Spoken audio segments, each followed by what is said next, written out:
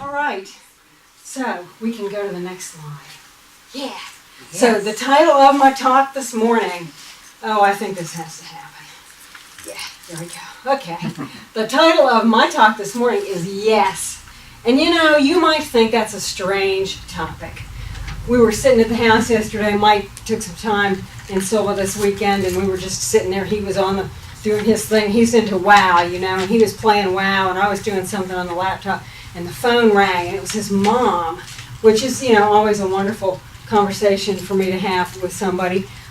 She wanted to call. His birthday is in about 10 days, and I've got some really sinister things that I'm planning, so I can't wait. I'm not telling any of you those things because you might leak them. But at any rate, his mom called, and after we talked for a bit about his birthday, and I'm talking in Sato whatever voice or whatever that is, very quiet, and in symbolism, okay, and all of that.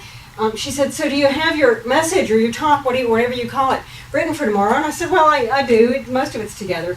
And she said, "And what's the title?" And I said, "The title is Yes."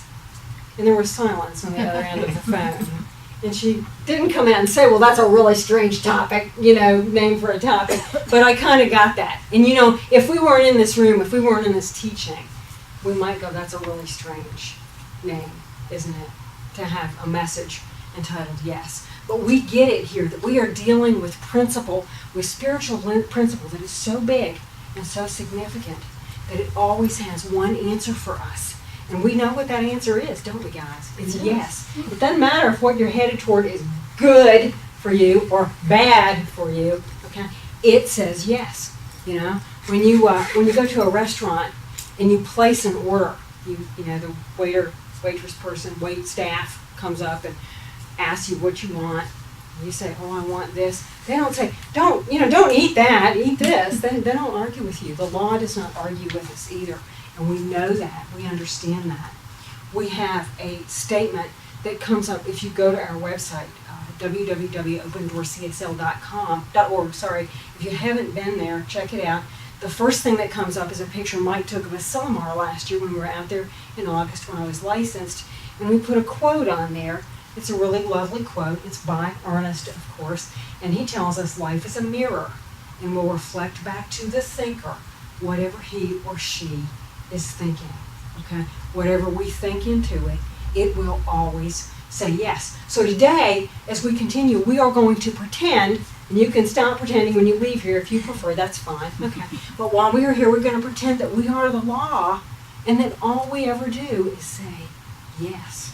Now, in putting this together, I had a funny couple of thoughts run through my head. The first one was that, well, if I'd said yes, I'd probably have a few more children. Okay? I'm grateful for the ones I have, and I'm extremely grateful for the ones that, the universe graced me, or graced them, really, okay, with not coming, into and through me, okay? Thank you, law, thank you, God, whatever it is that also protects us from ourselves. I also thought, I'd probably have been married like another half a dozen times, and that too probably wouldn't have been in my best interest. So, so I'm wonderful. It's wonderful that those things didn't happen. Ernest goes on to tell us, here's another quote, "It is the nature of the universe to give us what we are able to take, not less than what we are able, guys. Exactly what we are able." Somebody said this, and if you find the quote for me, I think it was Einstein, but I've hunted and I can't find the source. There's a quote out there somewhere that I heard 100 years ago that was something like, "It is a mathematically perfect universe." And now today, with this teaching, I understand exactly what that meant.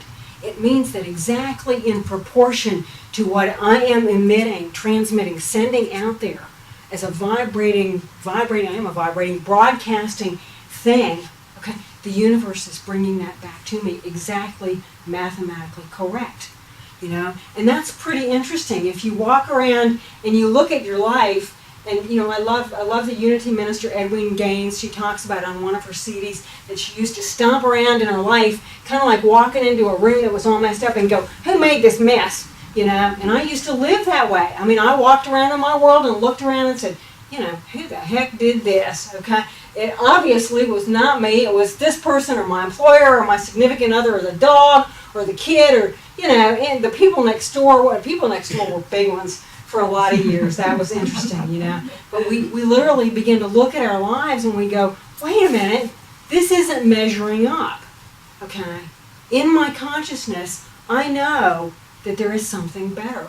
I know that I think better thoughts than this, that I have better feelings and better vibrations than this. So what the heck is going on?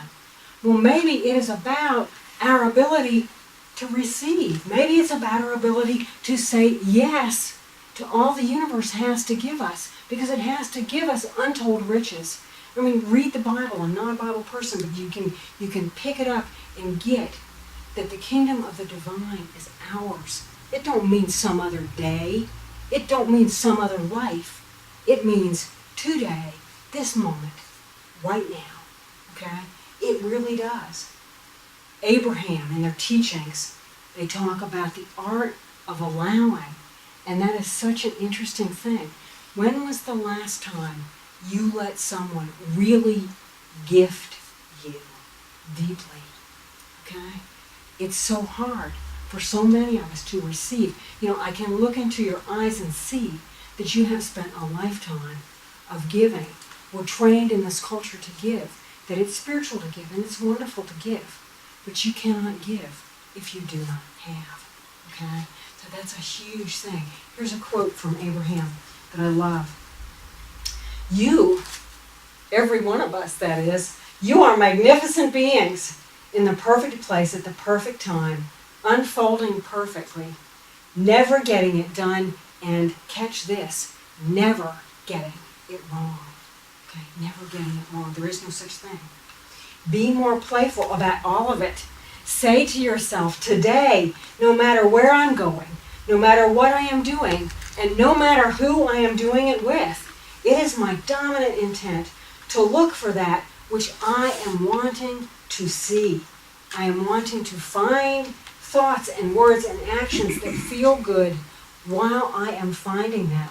For in doing so, I am in the moment practicing the art of allowing all that I've been telling the universe I'm wanting for all of the days of my existence. So literally, when we go out there, when we practice the very first step of science of mind, spiritual mind treatment, or our affirmative prayer, and we recognize the good in things, we recognize the God in things, do you get what we're doing? We are opening up to all the abundance that we have. Okay? Now, go back for just a minute. If your life isn't looking like this, if you're going, God, it sounds great. How do I get on that train? It's wonderful. Okay? But the things just aren't showing up. What would hold us back from allowing the best of our good? Well, here's a question. And it's a question I have not liked the answer I heard back from my soul many, many times. The question is, how much do you love yourself? Because, you guys got to know, okay? Years ago when I came into this, when I went to ministerial school, they said, you need to get a practitioner. I'm like, I am one, okay? Took about 6 months, and I would run into a practitioner and said, please help me, because I really need it, okay? Like, I'm not going to make it through this thing, and I've committed so much, and, money and time, and my soul, and my life feels like it's wrapped up in this, Well, so a few pages later in the book, I have a practitioner, okay? I have a minister mentor. I have a shaman, thank you God, okay? He's wonderful. I have a whole lot of female friends that just let me go, okay? I have this whole team of people. My life has never been more blessed with abundant, present, and non-judgmental beings. It's really a wonderful thing, okay? And what that has helped me do is to begin to love myself some more, okay? One of my teachers, we'll call him that. One of my teachers said to me a couple weeks ago, well, you can try to manifest health, and you can try to manifest love, and you can try to manifest this and that and anything your sweet little heart desires, but you are at the skin, you are at the surface of the whole thing, because all of it, about what you are allowing yourself to have, it's all about one thing, and that is your self-worth. How do you feel about yourself? Okay? And that's huge, guys. Again, in all honesty, I go back, every time I ask myself that question, I kind of have to go, oh, you know, blank, blank, blank. Okay, we won't say that since we're being recorded, but you get the message that I get it, that I could be doing better on that level. Okay? Friday night here, we watched the amazing movie You Can Heal Your Life, Louise Hay, and we've watched her before. We'll probably watch her again. Many of you know that Louise is a lot of the reason that I'm standing here. I hurt my foot in 1986. Somebody gave me that book. I read the whole book in one day, and when they came back the next day, I threw the book at the guy. Okay, this can be verified, by the way, if it needs to be. I threw the book at him. His name was Buck Zeller. I threw the book at him and started to cry and said it's all true. And it really makes me mad. Okay, it really makes me mad because I'm responsible for this thing that I call my life. And I'm really, you know, up to that point, 30 years into my life, didn't want to be, hadn't been taught to, didn't understand that principle, that spiritual principle of yes, okay? I didn't get that thing, you know? So it was phenomenal. Louise talks about doing mirror work, okay? Those of you who were here Friday night, she talks about getting in the mirror and looking at yourself in the eyes and saying what you think you want to hear from everyone else. I love you. I honor the being that you are, the divinity, the things that you have done, and the life that you have lived. Every one of us, if we sat down and openly felt that we could tell our stories from the time we remember to now, could tell some amazing things, couldn't we? Right, if you did that, if you sat down and you looked at your entire life. One time I had the opportunity to actually write a lot of stuff down, and years later, I picked that stuff up. It was about 25 pages, and it's full of BS as you can get, because that BS was where I lived, honey. I mean, you know, that's just where I lived at that point in my life. I picked that thing up, and it saved my life, because I read that and I went, that woman, that little girl, she deserves to live, okay? My friend Jackie Small, who has written a lot of books and was one of my early teachers in metaphysics, talks about going and standing in the mirror. Jackie had cancer when I don't know how old she is now, she's probably in her 70s, but she was probably in her late 40s or early 50s, and she had cancer. And it was a very serious form of cancer. They told her, you know, wrap it up, okay? I mean, wrap it up, take care of your financial affairs. She had a business. She's a spiritual teacher out in Austin, Texas, and they pretty much told her, you know, get ready to put it in a box, sister, because you're probably going to go. Okay, we can do some surgery, we can do some things, but the truth of the matter is, we really don't have a whole lot to offer you. And she said one day she was looking at herself in the mirror, and she began to really look in her eyes, and she began to hear the story of her heartbeat from the time it started, of the life experiences that she had had. And she said it just absolutely broke down all the resistance and the pain and the stuff that she had had. Mirror work is amazing. Barbara Waterhouse talks about, and God must have a huge sense of humor. The place that I live in now, I've been there now almost 6 years, and when I first looked at it, one of the things I liked was the master bathroom. The thing I liked the master bathroom the most was a jacuzzi, okay? Well, then I turned around and I noticed that there's a mirror that's the dingin' size of that wall back there, in there, okay? Barbara Waterhouse tells people, you want to love yourself? Stand in front of that mirror naked. Okay, and it, you know, I want to go, this needs to, oh my God, what's going on over there? And look, this back here, you know, okay, this is just not, it's not even going to work, okay? Yeah, well, sometimes it's very motivating, sometimes it's very humbling, okay? I guess it could be humiliating, but we wouldn't say that. But really, doing that kind of work on that level, it's hugely powerful. It is hugely powerful. Okay? If you don't think that your words mean much, okay? We're going to, in just a minute, take in a couple of slides, and we're going to look at the first one very quickly and move on because it's not pretty. Many years ago, a Japanese author and scientist, Masaru Emoto, did some work with water crystals. And many of you have seen this, okay, from What the Bleep Do We Know? This is a picture, and let me word it, let me say it exactly the way it says in his work. These are newly formed crystals of frozen water samples. And what he did, I know you all know this, but he did tests with this. He said things to the water. And to this water, he said, you make me sick. Okay, let's change the slide. That's not pretty. Then he played a Mozart symphony for another one. That's water. That's water. Okay? You are 60 to 70% water. Okay? We can go to the next one.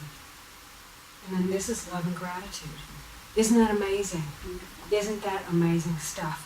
The words you speak, the feelings you have, the stuff, all of that stuff, we call that, in science of mind, we call that mental equivalence, okay? And mental is an interesting word. You have to remember that Ernest Holmes practiced his teaching at a time when science, he talks about and writes about mental science.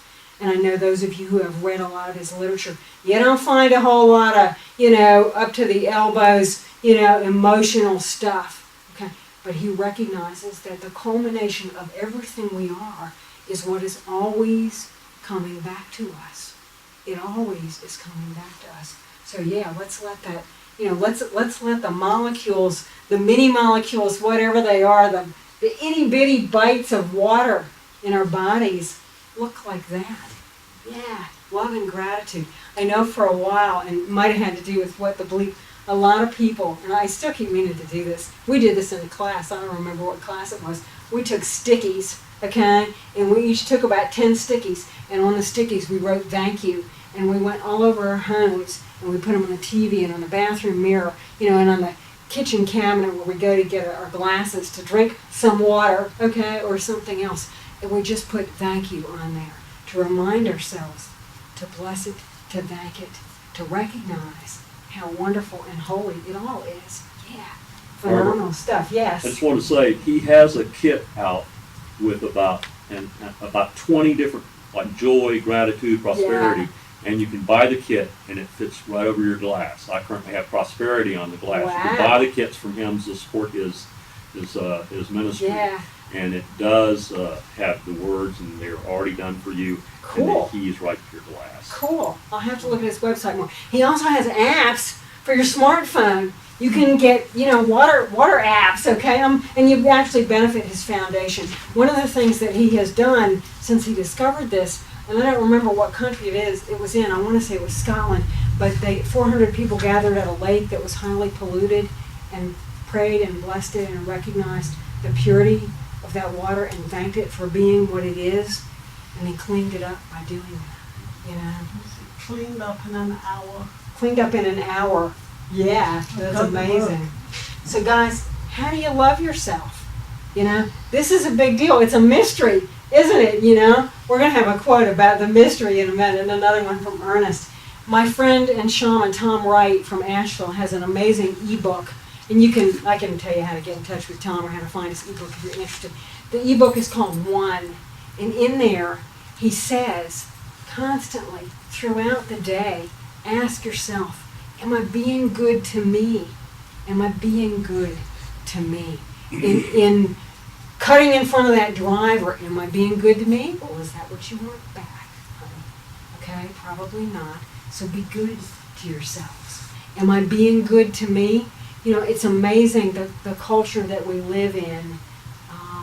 I have so much compassion for so many people who have done everything right and hurt so deeply because of that. And I think I've been one of those people.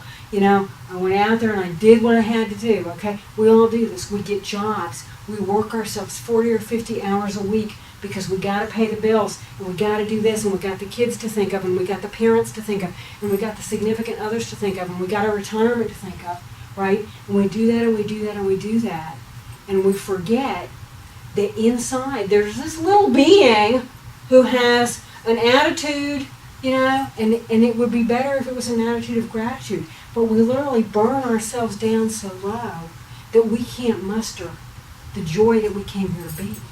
Now, that just, that kills me as somebody who, did all those things for so many years and kind of got past it all. If you ask me to do something I don't want to do, I'll probably tell you no today. And I'll try to be nice about it. I won't throw anything as I say it. But, I've learned maybe some healthy boundaries, And in a way, when we say no like that, what we're saying yes to is even bigger. Because we're saying yes to being, what we need to be, taking care of ourselves, doing what we came here to do, to really be the spiritual essence and energy and vibration that we came here to be. It's amazing. Am I being good to me? A couple of years ago, I read something by a guy by the name of John Bradshaw. And some of you know about John Bradshaw. He did huge stuff in the addictions world about 3 years ago. He really was a pioneer. I don't even know if he's still alive. We've got books by him in our lending library. He did some amazing things. And he did this kind of correlation between the way that we are living and the things that we are doing that don't always serve us. And he said, so people come home at the end of the day and they are frustrated and they are overtired. They don't sleep good on a regular basis. So, when they're in the middle of the work week, it really gets hairy. They are not eating well. They are not taking care of themselves. They go straight to the freezer. They take out the half-gallon of ice cream. I hope I'm not messing with your ice cream addiction or fetish here, okay? They get the spoon out of the drawer, and it isn't a freaking bite spoon. It's the bucket spoon, right? Okay, and they begin to shovel it in. And he said, think about the correlation of that and the first substance you ever took into your physical body, which was probably mother's milk or some similar product, okay? Some similar presence. Yeah. And how we're looking so deeply, we're looking so hard to get that soul part of ourselves nurtured and healed and to becoming from that place that says, it might look like all hell's breaking loose in my life, and I'm going to have one answer to that. And that answer is yes. Okay, that answer is yes, because I get it, I know it, that I am the divine, and whatever is coming, I for one reason, I have said, come on, baby, on some level, maybe not real conscious, but I have said yes to it. Okay, so it, and I allow it to come in, and rather than resist it, rather than push away from it, I begin to do whatever I need to do with it, whatever dance that is. There's an amazing story, and I don't remember the video, the DVD, the movie that it's on, but it's about a gal who was some kind of medical practitioner. She lived over in England, and she wanted really bad to have babies, okay? And she actually was in a marriage, and she ended up letting go of the husband because he didn't want to have kids, and that, it was on her agenda. She was going to have to be a mom. She was clear about that. Well, she began to have these horrible headaches. And they ruled out everything. She went to doctor after doctor. They ruled out everything. Finally, they did some blood work, and they realized that her hormonal balances were so out of whack that it could only mean one thing. She had a tumor that would prevent her from having babies. Okay? And, she worked with the doctor. She worked with some alternative practitioners. This went on for years. But finally, one day, she woke up and said, whatever you are, tumor, whatever you are God. Okay? You are here to bless me. For some reason, I have a need to have this experience in my life. I have brought this in. So rather than saying, no, rather than resisting, and we know you resist it, what happens? It persists. It keeps coming back. It won't go. How many relationships, can I tell you about in my life? That thing I wrote in my life, all those relationships with people I had, and it was the same weird crud, not what I wanted, not harmonious, not loving, not real, playing out in relationship after relationship until I got conscious of going, honey, this is where you're living. You got to get below the surface so the rest of the world can meet you there. That was when things changed. So we begin to say thank you. We begin to open to whatever it is that's going on into our lives. Okay, and amazing things happen. We really do change, and we change ourselves. And in that place, we have the capacity to change something like that. Okay, and I know because I have seen it. I know because I have felt it. I have experienced it. It is amazing. Yeah, it is amazing. There is nobody on this planet that has any greater healing capacity for your life than you do. Okay, and the only reason that we have, and the wonderful reason, I don't ever feel like I'm alone, I know I'm not anyway, but the wonderful reason for having a practitioner and a minister mentor and a shaman, okay, and a person who's a therapist but just doesn't send me a bill, okay, and a bunch of good friends, okay, is that what they say to me is, you will figure it out. You will figure out exactly what's going on with you. You will heal it. You will be the one. It isn't about going to somebody else and letting them fix it. And we can do that, and sometimes people will, I've had good teachers. One of them fixed me a couple of times, and then I went back for some more fixing, and they said, this is your consciousness, baby. Clean it up. Okay? I'm not going to do it. Boy, did I get mad. Did not like that at all. But, yeah. So how can you be good to yourself? Yeah.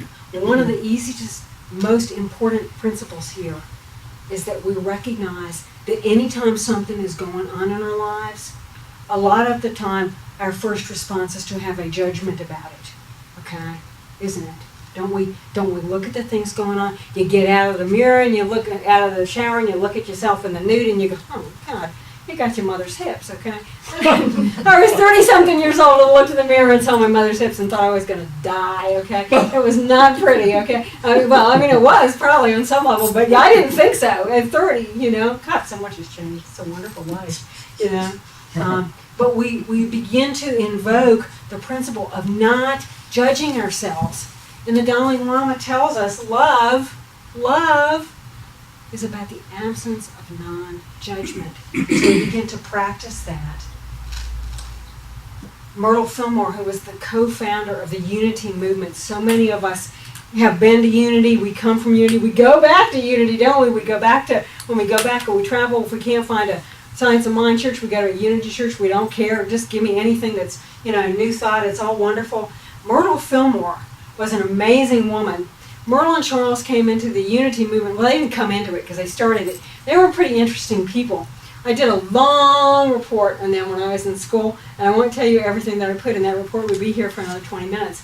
But Myrtle Fillmore, as a young woman, was diagnosed with what they referred to as familial tuberculosis. You get that the familial means that the whole family had it, okay? Like everybody. It's that freaking contagious. If Denise, which we know she doesn't have tuberculosis, but if she coughed, yeah, I could be susceptible to that if she had it, okay? It's really, really, really a potent little booger.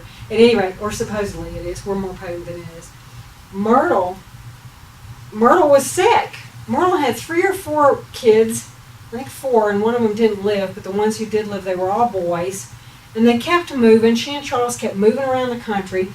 This was like 100 years ago when moving was not simple.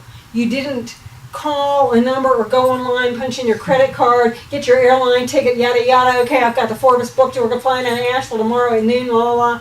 Okay? Much harder thing. Literally, even think about trying to move your stuff from one end of the country to another. You had to go find somebody with, I don't know, what did they use 100 years ago? It was like a thing that pulled a lot of stuff. Animals, right? Yeah. Okay. So you really had to plan on that. It could take years to figure out how to move from here to Cullowhee, okay, if you were going to do that. Myrtle went and heard a Christian Science practitioner. She was sick. She was in her 40s. They had always told her tuberculosis, bye, okay, you're over. She didn't want to accept that. She went to a Christian Science practitioner. She took Charles with her. Charles had had a very powerful experience as a child, health-wise. He did survive it, and he credited his mother, who was very religious, for helping him. She had a very clear faith, and he said that really is what pulled him through. But he was never a religious person. They go to hear a Christian Science practitioner speak, and a lot of us, when we say Christian Science, we kind of go, they're kind of on the outskirts, aren't they? Even of what we believe in sometimes. She began to practice what that Christian Science practitioner talked about. It took her 2 years. And it consisted essentially of talking to the cells in her body every day, every morning, every afternoon, every evening. I love you. I love what you are. I welcome you in all your forms, in all your presence, in all that you are. I say thank you for you. It took her 2 years. She healed herself of tuberculosis. Yeah. And then they went on to start Unity. They say Charles, and of course I only found this in one thing, but Charles had a leg that was like several inches, 2.5 inches shorter than the other, and they say that the leg literally grew. I don't think he achieved complete normalcy with it, but he got a lot better. So how do you love yourselves, guys? Lots. Yeah, well, lots. That's a wonderful thing. How do you say yes? How do you love yourself? Here's an amazing quote, and this is a long one. Okay, so hang with me. This is from Ernest. To know just what to do Often we find ourselves confronted by the problem of how to begin. We are not sure what we want to do. We see no way to begin. We see nothing to begin on. When we find ourselves in this position, humanly speaking, not knowing where to turn, then of all times we must be quiet and listen. Then of all times we must trust that the same power that started all things will also start us on the right road.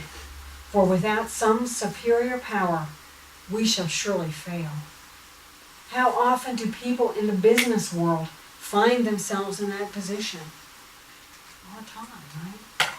They realize that something must be done, but what? How to get the idea to work? Here we must wait and know, and catch this. We must know that the same power that first thought a universe into being can also think our world and work into being. Think our world and get it to work into being. There are words missing from this. Who typed it? It knows all things, that power does. It knows how to begin and it cannot fail.